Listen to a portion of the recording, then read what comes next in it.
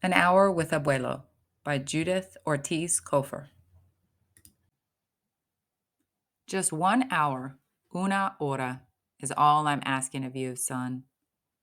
My grandfather is in a nursing home in Brooklyn, and my mother wants me to spend some time with him since the doctors say that he doesn't have too long to go now. I don't have much time left of my summer vacation, and there's a stack of books next to my bed I've got to read if I'm going to get into the AP English class I want. I'm going stupid in some of my classes. And Mr. Williams, the principal at Central, said that if I passed some reading tests, he'd let me move up. Besides, I hate the place, the old people's home, especially the way it smells like industrial strength ammonia and other stuff I won't mention since it turns my stomach. And really, the abuelo always has a lot of relatives visiting him, so I've gotten out of going there except at Christmas, when a whole van load of grandchildren are herded over there to give him gifts and a hug. We all make it quick and spend the rest of the time in the recreation area, where they play checkers and stuff with some of the old people's games, and I catch up on back issues of Modern Maturity. I'm not picky. I'll read almost anything. Anyway, after my mother nags me for about a week, I let her drive me to Golden Years. She drops me off in front. She wants me to go in alone and have a good time talking to Abuelo. I tell her to be back in 1 hour, or I'll take the bus back to Paterson. She squeezes my hand and says, Gracias, hijo, in a choked up voice, like I'm doing her a big favor. I get depressed the minute I walk into the place. They line up the old people in wheelchairs in the hallway as if they were about to be raced to the finish line by orderlies who don't even look at them when they push them here and there. I walk fast to room 10, Abuelo's suite. He is sitting up in his bed, writing with a pencil in one of those old fashioned black hardbook notebooks. It has the outline of the island of Puerto Rico on it. I slide into the hard vinyl chair by his bed. He sort of smiles, and the lines on his face get deeper, but he doesn't say anything. Since I'm supposed to talk to him, I say, What are you doing, Abuelo? Writing the story of your life? It's supposed to be a joke, but he answers, See, how did you know, Arturo? His name is Arturo, too. I was named after him. I don't really know my grandfather.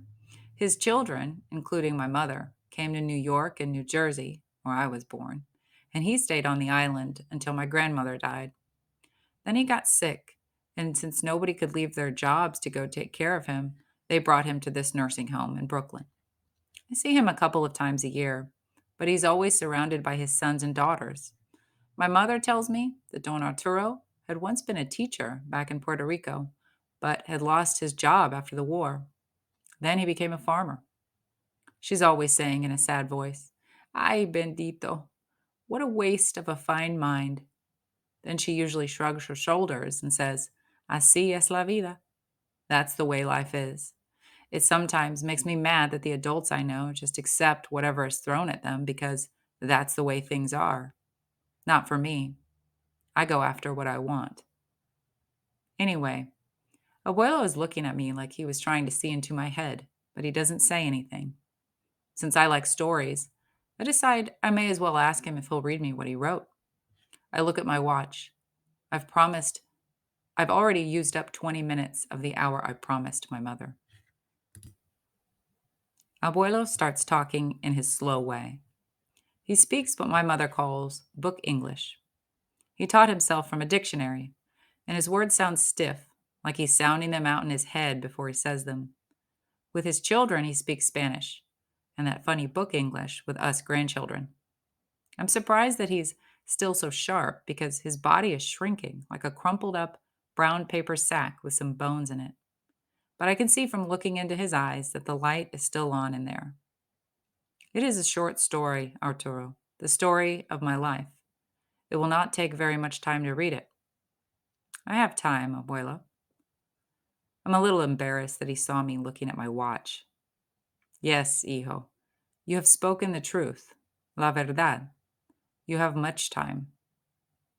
Abuelo reads, I loved words from the beginning of my life. In the campo where I was born, one of 7 sons, there were few books. My mother read them to us over and over. The Bible, the stories of Spanish conquistadors, and of pirates that she had read as a child and brought with her from the city of Mayagüez. That was before she married my father, a coffee bean farmer. And she taught us words from the newspaper that a boy on a horse brought every week to her. She taught each of us how to write on a slate with chalks that she ordered by mail every year. We used those chalks until they were so small that you lost them between your fingers.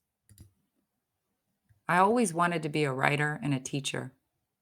With my heart and my soul, I knew that I wanted to be around books all of my life. And so, against the wishes of my father, who wanted all his sons to help him on the land, she sent me to high school in Mayagüez. For 4 years, I boarded with a couple she knew. I paid my rent in labor, and I ate vegetables I grew myself. I wore my clothes until they were thin as parchment. But I graduated at the top of my class. My whole family came to see me that day. My mother brought me a beautiful guayabera, a white shirt made of the finest cotton and embroidered by her own hands. I was a happy young man. In those days, you could teach in a country school with a high school diploma. So I went back to my mountain village and got a job teaching all grades in a little classroom built by the parents of my students. I had books sent to me by the government. I felt like a rich man, although the pay was very small. I had books, all the books I wanted. I taught my students how to read poetry and plays and how to write them. We made up songs and put on shows for the parents. It was a beautiful time for me. Then the war came, and the American president said that all Puerto Rican men would be drafted. I wrote to our governor and explained that I was the only teacher in the mountain village. I told him that the children would go back to the fields and grow up ignorant if I could not teach them their letters. I said that I thought I was a better teacher than a soldier. The governor did not answer my letter. I went into the U.S. Army. I told my sergeant that I could be a teacher in the Army. I could teach all the farm boys their letters so that they could read the instructions on the ammunition boxes and not blow themselves up. The sergeant said I was too smart for my own good and gave me a job cleaning latrines. He said to me, "There is reading material for you there, scholar. Read the writing on the walls." I spent the war mopping floors and cleaning toilets. When I came back to the island, things had changed. You had to have a college degree to teach school, even the lower grades. My parents were sick. Two of my brothers had been killed in the war. The others had stayed in Nueva York. I was the only one left to help the old people. I became a farmer. I married a good woman who gave me many good children. I taught them all how to read and write before they started school. Abuelo then puts the notebook down on his lap and closes his eyes. Así es la vida is the title of my book, he says in a whisper, almost to himself. Maybe he's forgotten that I'm there.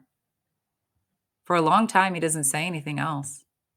I think that he's sleeping, but then I see that he's watching me through half-closed lids, maybe waiting for my opinion of his writing. I'm trying to think of something nice to say. I liked it and all, but not the title. And I think that he could have been a teacher if he had wanted to bad enough. Nobody's going to stop me from doing what I want with my life. I'm not going to let La Vida get in my way. I want to discuss this with him, but the words are not coming into my head in Spanish just yet. I'm about to ask him why he didn't keep fighting to make his dream come true, when an old lady in hot pink running shoes sort of appears at the door. She's wearing a pink jogging outfit too.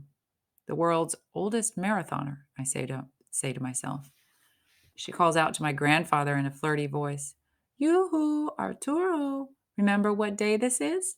It's poetry reading day in the rec room. You promised us you'd read your new one today." I see my abuelo perking up almost immediately. He points to his wheelchair, which is hanging like a huge metal bat in the open closet. He makes it obvious that he wants me to get it. I put it together, and with Mrs. Pink Running Shoes' help, we get him in it. Then he says in a strong, deep voice I hardly recognize, "Arturo, get that notebook from the table, please." I hand him another map of the island notebook. This one is red. On it, in big letters, it says, Poemas de Arturo. I start to push him toward the rec room, but he shakes his finger at me. Arturo, look at your watch now. I believe your time is over. He gives me a wicked smile. Then, with her pushing the wheelchair, maybe a little too fast, they roll down the hall. He is already reading from his notebook, and she's making bird noises. I look at my watch when the hour is up, to the minute. I can't help but think that my abuelo has been timing me. It cracks me up. I walk slowly down the hall toward the exit sign. I want my mother to have to wait a little. I don't want her to think that I'm in a hurry or anything.